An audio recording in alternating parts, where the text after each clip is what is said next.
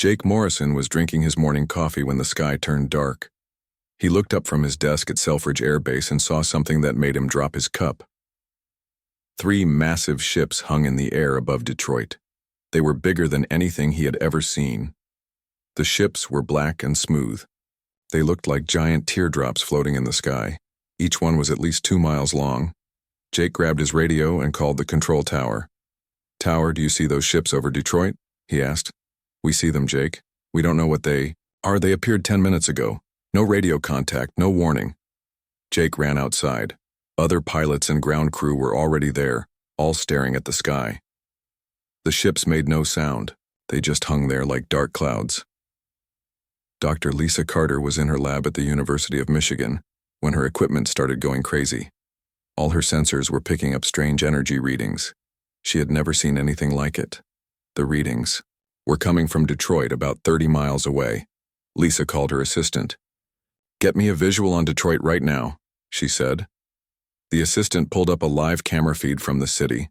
Lisa's mouth fell open. 3 enormous ships were floating above the city. Blue beams of light were shooting down from the ships into the streets below. "My God," Lisa whispered. "What are those things?" In Detroit, people were running and screaming. The blue beams were everywhere. When the light touched someone, they didn't die. They just disappeared. 1 second they were there and the next second they were gone. Maria Santos was walking to work when a blue beam hit the man next to her. He vanished instantly. Maria tried to run, but another beam caught her. She felt herself being pulled upward. Everything went white. General Frank Hayes was in a meeting at the Pentagon when his aide burst into the room. The aide's face was pale. "General, you need to see this right now," the aide said. He turned on the big screen in the conference room. The news was showing live footage from Detroit. The massive alien ships were pulling people up with beams of light. Thousands of people were disappearing every minute. The news reporter was trying to explain what was happening, but she could barely speak. This is unbelievable. The entire city of Detroit is being evacuated?" "No, that's not right. People are being taken by these ships. We don't know who they are or what they want." General Hayes grabbed his phone and started making calls. "I need every available aircraft in the air now. Get me contact with NORAD, and somebody find out what the hell those things are." Back at Selfridge Air Base, Jake Morrison was already in his F-16. He had permission to get closer and see what was happening. As he flew toward Detroit, he could see the blue beams more clearly. They were like elevators made of light, carrying people up into the alien ships. Jake tried to radio the ships. "Unknown aircraft, this is the United States Air Force. Identify yourself and state your intentions." There was no answer. The ships ignored him completely. Jake watched in horror as entire city blocks emptied in minutes. Cars were left running in the streets. Dogs wandered around looking for their owners, but the people were gone. Other military aircraft arrived. F-15s, F-18s, even some drones.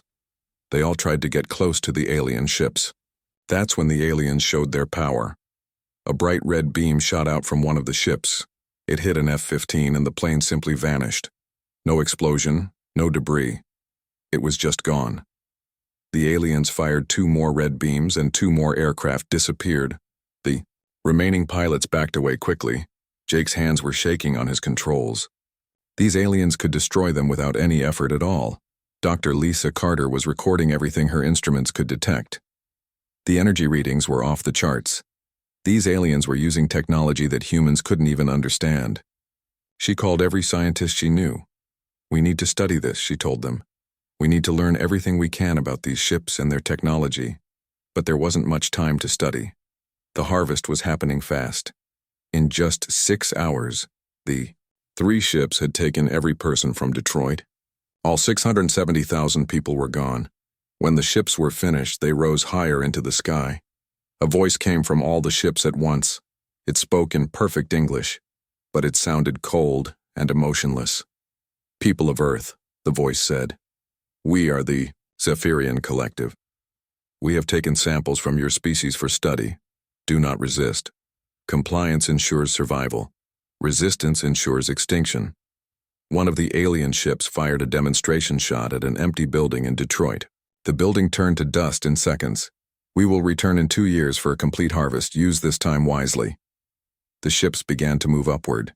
They climbed higher and higher until they were just dots in the sky. Then they were gone. Jake Morrison landed his plane and sat in the cockpit for a long time. Detroit was empty. The city looked like a ghost town. Cars sat in traffic jams with no drivers. The aliens had taken everyone. Dr. Lisa Carter was already working on analyzing the energy readings. General Hayes was calling an emergency meeting with world leaders. Everyone knew the same thing. The aliens would be back in 2 years. And next time, they would take everyone. But as the sun set on that terrible day, none of them knew about the gift the aliens had accidentally left behind. In a park on the edge of Detroit, a small alien scout ship had crashed during the harvest. It was damaged but intact. Jake Morrison would find it the next morning, and that small ship would change everything. 6 months had passed since Detroit disappeared. Jake Morrison walked through the empty streets almost every day. The government had sealed off the city, but Jake had special permission. He was part of the team studying what happened. The crashed alien scout ship sat in a secure facility outside Detroit. Dr. Ben Clark had been working on it for months. He was the smartest engineer Jake had ever met, but even Ben struggled with the alien technology. It's like trying to fix a computer with stone tools, Ben told Jake. Everything they build is so far ahead of us. But slowly, Ben and his team were making progress. They had figured out how the alien power systems worked. The ships used something called zero-point energy. It was clean, powerful, and almost unlimited. Dr. Lisa Carter had been studying the alien materials. The scout ship was made from metals that didn't exist on Earth. The aliens could make materials that were stronger than steel but lighter than aluminum. Look at this. Lisa showed Jake a piece of the alien hull. This metal can stop a tank shell, but I can lift it with one finger. The biggest discovery came from the ship's computer system. Amy Rodriguez was a computer expert from the Navy. She had been trying to crack the alien data files for weeks. Finally, she succeeded. Jake, you need to see this, Amy called him over to her screen. I got into their database. What I found, it's scary. The alien files showed Jake the truth. The Zephyrian Collective controlled 847 star systems. They had been harvesting intelligent species for over 1,000 years. Earth was just their latest target. They've done this 23 times before, Amy explained. They find a planet with smart life. They study the species. Then they harvest everyone for their biological materials. The files showed pictures of other species the aliens had harvested. Some looked like humans. Others were completely different. All of them were gone now. But here's the strange part, Amy continued. They only sent a small fleet to Earth. According to these files, humans are considered primitive and non-threatening. They didn't think we were dangerous. Jake studied the alien battle plans. The Zephyrians had detailed information about human technology. They knew about human weapons, aircraft, and military tactics. But their information was old and incomplete. They studied us, but they didn't really understand us, Jake realized. Paul Scott was the new director of the Terran Defense Initiative. The government had created this organization to prepare for the aliens' return. Paul gathered all the best scientists, engineers, and military people from around the world. We have less than 18 months, Paul told his team. The aliens said they would return in 2 years. We need to be ready. Ben Clark had been working day and night on a new project. He was building a spacecraft using both human and alien technology. The ship would be fast enough to travel between stars, but it would also have weapons the aliens had never seen before. The aliens make everything the same way, Ben explained to the team. Their ships, their weapons, their computers. They don't innovate. They just copy the same designs over and over. That's their weakness, added Dr. Carter. Humans are creative. We adapt. We find new ways to solve problems. The new ship was taking shape in a secret facility in Nevada. It was smaller than the alien ships, but it was faster and more maneuverable. Jake would be the test pilot. Amy Rodriguez had been studying alien communication systems. She had learned how to track alien ships across space. More importantly, she had found something that made everyone excited. The Detroit people are still alive, she announced to the team. Jake felt his heart jump. Are you sure? The alien files show processing schedules, Amy explained. They don't kill people right away. They keep them alive for biological harvesting. Over several years, Detroit's population is being held on a planet called Kepler 442b. Paul Scott looked at the star charts. How far away is this planet? About 1,200 light-years, Amy said. With alien technology, it's a 6-month journey. Jake studied the data about Kepler 442b. It was a border world for the Zephyrian Collective. The aliens used it as a processing center for harvested species. The security was light because they didn't expect any rescue attempts. We could get them back, Jake said quietly. Paul Scott looked around the room. Are you all thinking what I'm thinking? Ben Clark nodded. The test flight for our new ship could be more than just a test. Dr. Carter was already pulling up the alien star charts. We know where they are, we know how to get there, and we'll have the element of surprise. Over the next few months, the team worked harder than ever. The ship was completed and named the TDS Vengeance. It looked like a cross between a human fighter jet and an alien vessel. It was beautiful and deadly. Jake spent weeks learning how to pilot the hybrid ship. The controls were part human, part alien. The ship could travel faster than light, but it also had human-designed weapons that the aliens had never encountered. Amy Rodriguez had created a new communication system that could penetrate alien networks. Lisa Carter had developed new materials that were even stronger than alien hulls. Ben Clark had designed weapons that used human creativity combined with alien power sources. The test flight was scheduled for a Tuesday morning. Jake climbed into the pilot's seat and felt the alien engines come to life. The power was incredible. He could feel the ship wanting to leap into space. Control, this is Vengeance 1, Jake said into his radio. All systems are green, ready for test flight. Copy, Vengeance 1. You are cleared for takeoff. Jake pushed the throttle forward. The ship rose into the sky faster than any human-built aircraft ever had. Within minutes, he was at the edge of space. The Earth looked beautiful and fragile below him. Now for the real test, Jake said to himself. He activated the faster-than-light drive. The stars stretched into lines. Space folded around the ship. Jake traveled to the edge of the solar system and back in less than an hour. The alien technology worked perfectly, but the human improvements made it even better. When Jake landed, the entire team was waiting for him. Paul Scott was grinning from ear to ear. How did it feel? Paul asked. Like flying into the future, Jake replied. This ship can do things the aliens never imagined.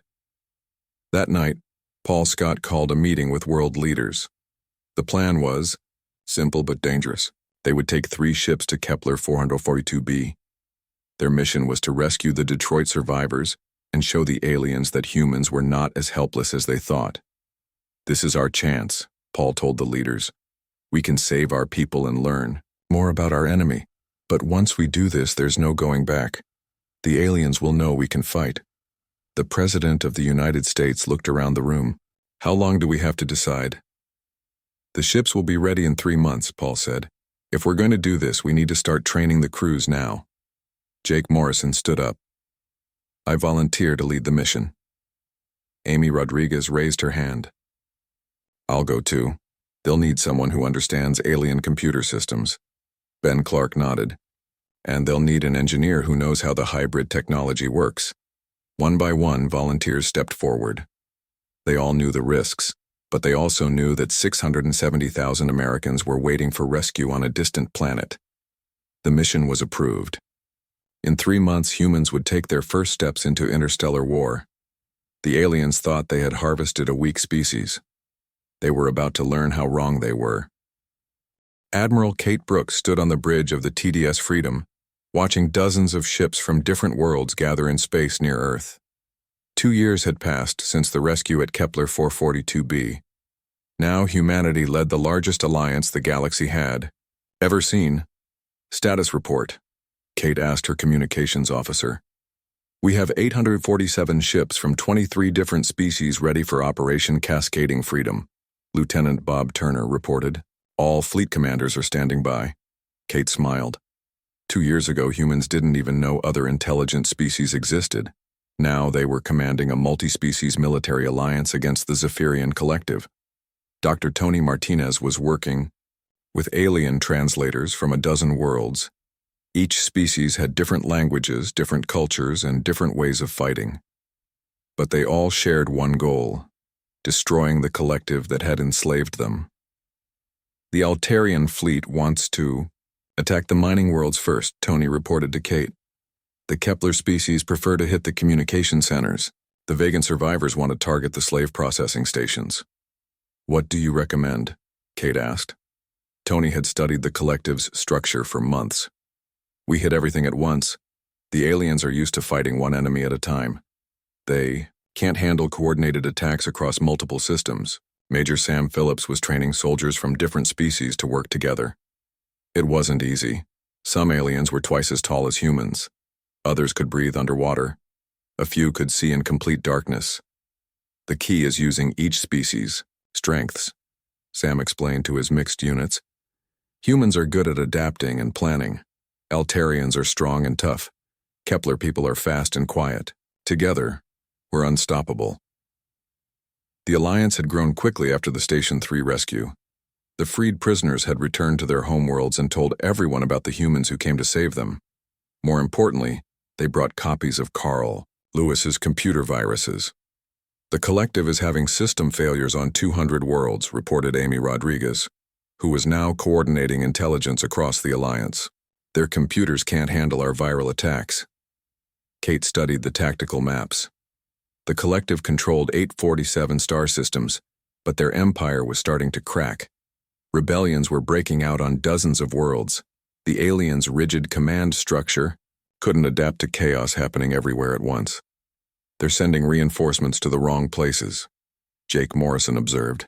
He was now Kate's chief tactical advisor. They assume each rebellion is independent. They don't realize we're coordinating everything. The Alliance had set up secret bases in asteroid fields and empty star systems. Human engineering, combined with alien technology from different species, had produced weapons and ships the collective had never seen before. Ben Clark was working with engineers from 12 different species. Each alien race has different technology, he explained to Kate. The Altarians make great armor.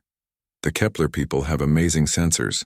The Vegans build incredible engines. When we combine everything, our ships are better than anything the collective has. The first phase of Operation Cascading Freedom targeted the collective's outer colonies. 23 different fleets attacked simultaneously across the galaxy. Each fleet was led by humans but included ships and soldiers from multiple species. Kate watched the battle reports come in from across the galaxy. The Altair system is liberated. The Kepler colonies are free. The Vegan mining worlds are under our control. But the most important target was the collective's main shipyard at Wolf 359. This facility produced most of the collective's military ships. If the Alliance could capture it, they would turn the aliens' own production against them.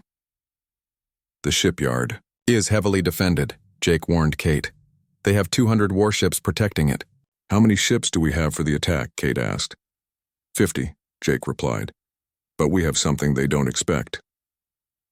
The Alliance fleet that attacked Wolf 359 included ships from 15 different species. Each type of ship had different capabilities. The collective's defenders didn't know how to fight such a diverse force. The battle lasted 8 hours. The alien defenders fought bravely, but they couldn't adapt to the Alliance's tactics. Human creativity, combined with alien technology from multiple worlds, overwhelmed the collective's rigid defense plans. The shipyard is ours, reported Captain Mike Wilson, who led the assault force. And Admiral, you need to see what we found inside.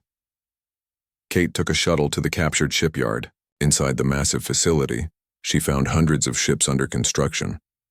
But more importantly, she found the collective's central database. This contains the location and defenses of every collective world, Amy Rodriguez explained as she studied the alien computers. We now know everything about their empire. Dr. Tony Martinez was examining the alien prisoners they had captured. Admiral, these Aran collective soldiers aren't volunteers. They're slaves too, just like everyone else in their empire. Kate looked at the alien prisoners. They were scared and confused. For their entire lives, they had been told that the collective was invincible. Now they saw their greatest shipyard in enemy hands. Tell them they can join us, Kate ordered Tony. Anyone who wants to fight for freedom is welcome in our alliance. To everyone's surprise, most of the alien prisoners accepted the offer. They had families and friends on collective worlds. They wanted to free their people too. Sam Phillips started training the former collective soldiers immediately. They know how the enemy thinks, he explained to Kate. They can teach us things we never would have figured out on our own. The success at Wolf 359 changed everything. The Alliance now controlled the collective's main ship production. Even better, they were building new ships using technology from dozens of different species. We're producing ships faster than the collective can destroy them, Ben Clark reported. And each new ship is better than the last one. The psychological effect was even more important than the military victory. Across the galaxy, collective worlds were learning that their empire could be beaten. Rebellions broke out on hundreds of planets. We're getting messages from resistance groups on 400 worlds, Amy Rodriguez reported. They're all asking for help. Kate looked at the star charts. The collective empire was falling apart. What had started as a rescue mission for one human city was now a galactic war of liberation. How many species have joined our alliance? Kate asked. Tony Martinez consulted his records. 47 species from 312 star systems, and more are joining every day. But Kate knew the real test was still ahead. The collective would not give up easily. They would gather their remaining forces for one final battle. Where is their capital world? Kate asked Amy. Zephyria Prime, in the center of their empire, Amy replied. It's protected by 500 of their best warships. Jake Morrison studied the tactical data. That's where they'll make their last stand. If we can beat them there, the war is over. Kate nodded. Then that's where we're going. Send messages to all our allies. Tell them to gather their fleets. We're going to finish this. Over the next 6 months, the alliance grew even larger. Species that had been enslaved for centuries were now building ships and training soldiers. The galaxy had never seen anything like it. We have 2,000 ships from 60 different species ready for the final assault, Lieutenant Turner reported to Kate. Kate looked out at the massive fleet gathering near Earth. Humans had started this war to rescue the people of Detroit. Now they were leading a galactic alliance that could free billions of beings from slavery. Set course for Zephyria Prime, Kate ordered. It's time to end this war. As the Alliance fleet jumped to faster-than-light travel, Kate thought about the journey that had brought them here. 2 years ago, humanity thought they were alone in the universe. Now they were about to liberate an entire galaxy. The final battle would determine whether freedom or slavery ruled the stars. But Kate was confident. The Alliance had something the collective had never understood. The power of different species working together for a common cause. The Zephyrian collective had tried to harvest one human city. In response, Earth had united the galaxy against them. Soon, their 1,000-year empire would be nothing but history. Fleet Admiral Jake Morrison looked out at the largest fleet in galactic history. 2,000 ships from 60 different species surrounded Zephyria Prime, the heart of the collective empire. 3 years ago, Jake had been a simple pilot watching aliens steal his city. Now he commanded the force that would end their reign forever. All fleet commanders report status. Jake spoke into his communicator from the bridge of the flagship TDS Vengeance. Altarian battle group ready, came the deep voice of Commander Vorthak. Kepler strike force in position, reported Captain Zelani in her musical language. Vegan heavy fleet standing by, announced Admiral Krax. One by one, commanders from dozens of worlds reported their readiness. The Alliance fleet was not just large, it was diverse in ways the collective had never imagined. President Helen Gray was aboard the Vengeance as Earth's representative. She would be the one to accept the collective's surrender, if they chose to surrender. Her job was to help build a new government for the galaxy after the war ended. Jake, are you sure about this? Helen asked quietly. Once we attack their homeworld, there's no going back. Jake nodded. They came to our world first. They took our people. They've been enslaving species for 1,000 years. This ends today. Dr. Tony Martinez was monitoring communications from the planet below. I'm detecting massive troop movements on Zephyria Prime. They're pulling every soldier back to defend their capital. How many ships are protecting the planet? Jake asked. 500 warships, reported Amy Rodriguez from her sensor station. But Jake, these aren't like the ships we've fought before. These are their best vessels, crewed by their most experienced soldiers. Jake studied the tactical display. The collective fleet was arranged in perfect formation around their homeworld. It looked impressive, but Jake could see the weakness in their strategy. They're still thinking like the old collective, Jake told his command staff. Perfect formation, standard tactics, no creativity. They haven't learned anything from their defeats.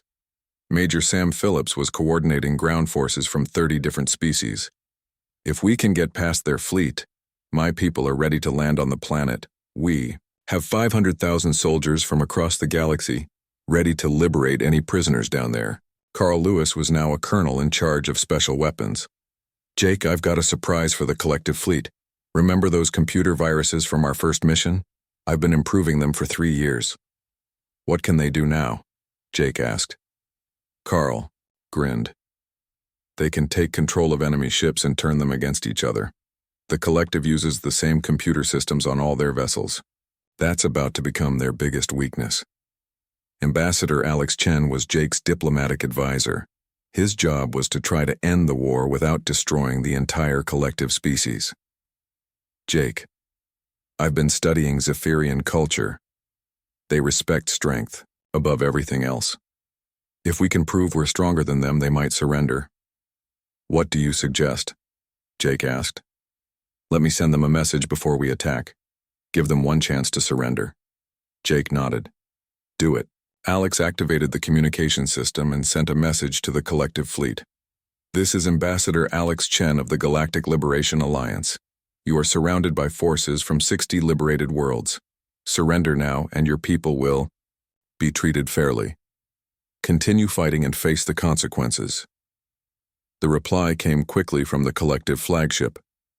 This is High Commander Zethrax of the Zephyrian Collective. We do not surrender to inferior species. You will be destroyed as all our enemies are destroyed. Jake sighed. I was hoping they would be smarter than that. All fleets, begin the attack. The battle began with Carl's computer virus attack. Invisible signals spread through space toward the collective fleet. Within minutes, alien ships started firing on each other as their computer systems were taken over. 50 enemy ships are now under our control. Carl reported with satisfaction. They're attacking their own fleet from the inside. But the collective fought back hard. Their remaining ships launched waves of missiles and energy beams at the Alliance fleet. The space around Zephyria Prime lit up with explosions and weapons. Fire. The Alliance fleet used tactics the collective had never seen before. Human ships worked with Altarian heavy cruisers. Kepler fighters provided cover for Vegan bombers. Each species contributed their unique abilities to the battle. Enemy frontline is breaking, reported Commander Vorthak. My ships are pushing through their defenses. Jake watched as the perfect collective formation fell apart under the Alliance's diverse attack. The aliens had spent 1,000 years fighting primitive species one at a time. They had no idea how to handle coordinated attacks from 60 different civilizations. Amy, what's the status of the planet's defenses? Jake asked. They're planetary. Shields are down to 60%, Amy replied. But Jake, I'm detecting something strange. There are human life signs on the planet's surface. Jake felt his heart skip. The Detroit survivors? No, these are different signals. I think there are humans down there who were taken from other harvesting operations. President Helen Gray looked shocked. You mean they've been harvesting humans? From Earth before Detroit? Amy studied her sensors more carefully. I'm detecting at least 100,000 human life signs. They must have been taking people from Earth in small numbers for years without us knowing. Jake's anger flared. That does it. Sam, prepare for planetary assault. We're going down there to get our people back. The space battle lasted 6 hours. The Alliance fleet slowly overwhelmed the collective defenders. Superior technology, better tactics, and the computer viruses Carl had deployed proved too much for the aliens. Enemy fleet is down to 150 ships, reported Admiral Kate Brooks from the TDS Freedom. They're retreating toward the planet's surface. Don't let them escape, Jake ordered. Cut off their retreat. Kepler fighters, the fastest ships in the Alliance fleet, raced ahead of the fleeing collective vessels.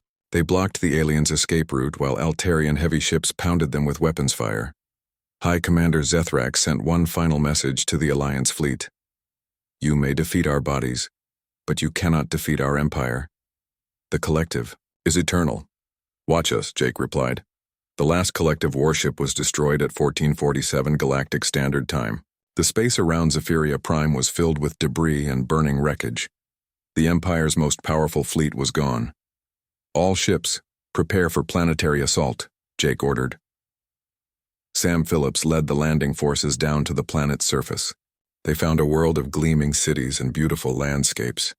But they also found something terrible. Massive processing centers where millions of beings from across the galaxy were held as prisoners. Jake, you need to see this. Sam's voice came over the radio. The scale of this operation is beyond anything we imagined. Jake took a shuttle down to the planet's surface. What he found there made him sick. The processing centers stretched for miles. Each one held hundreds of thousands of prisoners from different worlds. How many prisoners total? Jake, asked Sam. Over 50 million beings from 200 different species. Some have been here for decades. Jake, we found humans who were taken from Earth in the 1950s. Jake walked through the human section of the processing center. Men and women from different decades of Earth's history were all held together. They had been kept alive for biological harvesting, but they had also been organizing and planning. An elderly man approached Jake. His name tag said, William Brown, Detroit, 1953. Are you really here to free us? William asked. Yes, sir, Jake replied. You're all going home. William's eyes filled with tears. I never thought I'd see Earth again. Are my wife and children? Jake put his hand on the old man's shoulder. We'll help you find them, sir. The liberation of Zephyria Prime took 2 weeks. Alliance forces had to process and care for 50 million prisoners from 200 different species. It was the largest rescue operation in galactic history. Alex Chen was working with the surviving Zephyrian civilians. Most of them were afraid and confused. Their government had told them that other species were inferior. Now they saw that those inferior species had destroyed their empire. What will happen to us? Asked a young Zephyrian female. That's up to you, Alex replied. You can join the new galactic government we're building, or you can rebuild your own society. But the days of enslaving other species are over. To everyone's surprise, most of the Zephyrian civilians wanted to join the Alliance. They had been lied to by their government for generations. Many of them were horrified to learn what their empire had really been doing. President Helen Gray stood in the ruins of the Collective's Capitol building. Representatives from 200 liberated worlds had gathered to create a new government for the galaxy. The Zephyrian Collective is officially dissolved, Helen announced. In its place, we established the Galactic Federation, dedicated to freedom, cooperation, and peace among all species. Jake Morrison was offered the position of Supreme Admiral of the Federation Fleet, but he declined. I'm just a pilot from Detroit, he told Helen. I want to go home. The journey back to Earth took 6 months. The TDS Vengeance carried representatives from dozens of worlds who wanted to establish diplomatic relations with humanity. Earth had gone from being alone in the universe to being the founding member of a galactic government. As they approached Earth, Jake could see Detroit in the distance. The city. Colonel Rick Davis looked out at the 3 ships floating in space near Jupiter. The TDS Vengeance, TDS Liberty, and TDS Detroit were ready for humanity's first mission to another star system. Each ship carried 50 of Earth's best soldiers, scientists and engineers. Final systems check, Rick said into his communicator. He was commanding the mission from the Vengeance. Jake Morrison was his pilot, and Amy Rodriguez was handling communications and computer systems. Liberty reports. All systems green, came the voice of Captain Steve Johnson. Detroit is ready to go, said Captain Linda Brooks from the third ship. Rick had been planning this mission for 3 months.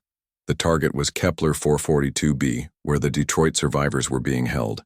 The alien files showed that the planet had light defenses. The Zephyrians never expected anyone to attack their processing centers. Remember the mission, Rick told his crews.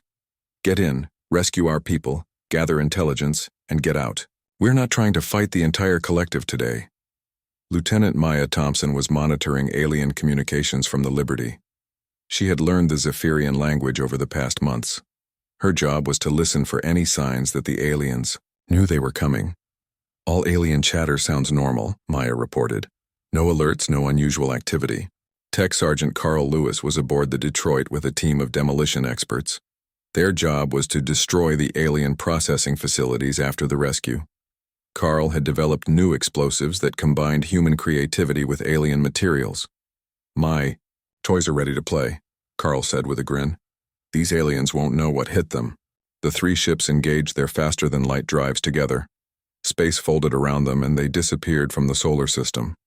The journey to Kepler 442b would take 6 months, but the crews were ready. During the long journey, they continued to study the alien data files. Amy Rodriguez discovered something important about the processing centers. The aliens kept different species in separate sections. The humans from Detroit would all be together. That makes our job easier, Rick told his team. We know exactly where to find our people. Maya Thompson had been studying the alien guard patterns. The processing centers were protected by automated systems and a small number of alien soldiers. The Zephyrians were so confident that no one would rescue their prisoners that security was light. They have about 50 guards for the entire facility, Maya reported. Against our 150 people, those aren't good odds for them. Carl Lewis had been working on a special surprise for the aliens. He had modified human computer viruses to work with alien systems. When they attacked the processing center, Carl would upload these viruses into the alien networks. It'll be like giving them a digital migraine, Carl explained. Their computers won't know what's happening. After 6 months of travel, the 3 ships arrived at Kepler 442b. The planet looked like Earth, with blue oceans and green continents, but in orbit around the planet were the alien processing stations. They looked like giant metal cities floating in space. There they are, Jake whispered, as he piloted the Vengeance closer to the planet. Amy Rodriguez was scanning the alien stations with her sensors. I'm detecting human life signs on Station 3. That's where our people are. Rick studied the tactical display. Station 3 was the smallest of the processing centers, but it still held thousands of prisoners from different species. The humans from Detroit were just one group among many. Maya, can you get us communications with the station? Rick asked. Maya worked at her console for several minutes. I'm breaking into their internal communications now, she said. I should be able to contact the human prisoners directly. A few minutes later, Maya's face lit up. I've got them. I'm talking to someone named Danny Miller. He says he's from Detroit. Rick took the communicator. Danny, this is Colonel Rick Davis, United States Army. We're here to take you home. There was a long pause. Then Danny's voice came through, shaking with emotion. Are you real? Please tell me you're real. We're real, son. How many of you are there? All of us, Danny said. All 670,000 people from Detroit. They kept us together. Colonel, you need to know something. We haven't been sitting around waiting to be rescued. We've been working. What do you mean? Rick asked. We've been sabotaging their operations for months. We know how their systems work, we know where their weaknesses are. And we've been talking to the other prisoners. There are species here from dozens of worlds. They all want to fight back. Rick felt a surge of pride. The people of Detroit hadn't given up. They had been preparing for this moment. Can you help us get inside? Rick asked. Better than that, Danny replied. We can shut down their defenses from the inside. Just tell us when you're ready to attack. The 3 human ships moved into position around Station 3. Carl Lewis and his demolition team prepared to board the station. Maya Thompson was ready to coordinate with the prisoners inside. Jake Morrison and the other pilots were ready for anything the aliens might throw at them. "All teams, this is Colonel Davis," Rick announced. "Remember, we've got innocent people inside that station. Precision strikes only. Save the big explosions for after we get our people out." The attack began at exactly midnight station time. Danny Miller and the other Detroit survivors shut down the alien defense systems from the inside. Maya Thompson jammed their communications. The 3 human ships opened fire on the station's weak points. The aliens were caught completely off guard. Their automated weapons went offline. Their shields failed. Their communication systems crashed. In less than 10 minutes, human soldiers were boarding the station. Carl Lewis led the first assault team through the station's corridors. The aliens tried to fight back, but they had never faced human tactics before. Carl's team moved fast and hit hard. They used their knowledge of the station's layout provided by the prisoners to outmaneuver the alien guards. "The aliens fight like they build their ships," Carl reported over the radio. "Everything by the book. No creativity, no adaptation." Meanwhile, Maya Thompson was coordinating the rescue of prisoners. The humans from Detroit were ready to go, but they had organized the other prisoners too. Species from across the galaxy were working together to escape. "Colonel, we've got a problem," Maya reported. "The prisoners don't want to leave the other species behind. They want us to rescue everyone." Rick looked at the tactical situation. Rescuing everyone would take more time and resources, but he understood why the Detroit survivors felt this way. They had been prisoners together. They were family now. "How many prisoners total?" Rick asked. "About 50,000 from 12 different species," Maya replied. Rick made a quick decision. "We came here to rescue our people. That means all the people on this station who want to be free. Get everyone to the docking bays." The evacuation took 4 hours. The 3 human ships had to make multiple trips to carry all the rescued prisoners, but they got everyone out safely. As the last transport left the station, Carl Lewis activated his special surprise. The computer viruses spread through the alien network like wildfire. Every system on the station began to malfunction.